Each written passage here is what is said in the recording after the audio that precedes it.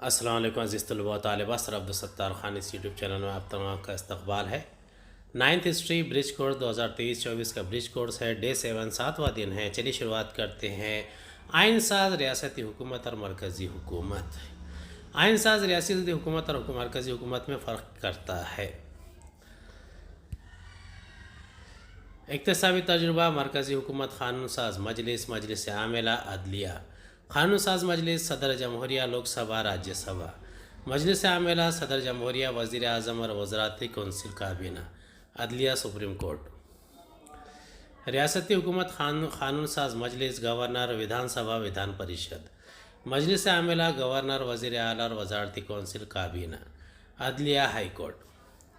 معلم مندرجہ بالا جدول کی مدد سے مرکزی حکومت اور ریاستی حکومت دونوں کے درمیان فرق واضح کرے۔ مرکزی حکومت اور بھارت سرکار کی اصطلاحات اکثر سرکاری اور غیر سرکاری طور پر حکومت ہند کا حوالہ دینے کے لیے استعمال ہوتی ہے۔ نئی دہلی کی اصطلاح عام طور پر مرکزی حکومت کے لیے استعمال ہوتی ہے کیونکہ مرکزی حکومت کی نشست نئی دہلی میں ہے۔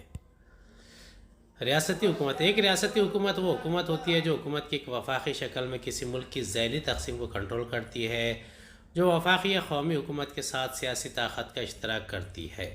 ایک ریاستی حکومت کو سیاسی خود مختاری کی کچھ سطح حاصل ہو سکتی ہے یا وہ وفاقی حکومت کے براہ راست کنٹرول کے تابع ہو سکتی ہے۔ آؤ اہلیت پیدا کریں۔ مختلف وزراء اور ان کے محکموں کے بارے میں معلومات حاصل کرنے کے لیے حکومت ہند اور مہاراشٹر کی ویب سائٹ ملاحظہ کریں۔ درج ذیل خاکہ مکمل کیجیے۔ عدلیہ کی ساخت: عدالت عظمیٰ، چیف جسٹس آف انڈیا، عدالت عالیہ، منصف اعلیٰ، ضلعی عدالت، ضلعی جج۔ نمبر شمار: ایوان، مدت، ارکان کی تعداد، انتخاب کا طریقہ، لیڈر۔ لوک سبھا 5 سال 552 براہ راست وزیر اعظم۔ راجیہ سبھا 6 سال 250 بالراست نائب صدر جمہوریہ۔ ودھان سبھا 5 سال 288 براہ راست وزیر اعلیٰ۔ ودھان پریشد 6 سال 78 بالراست سبھاپتی۔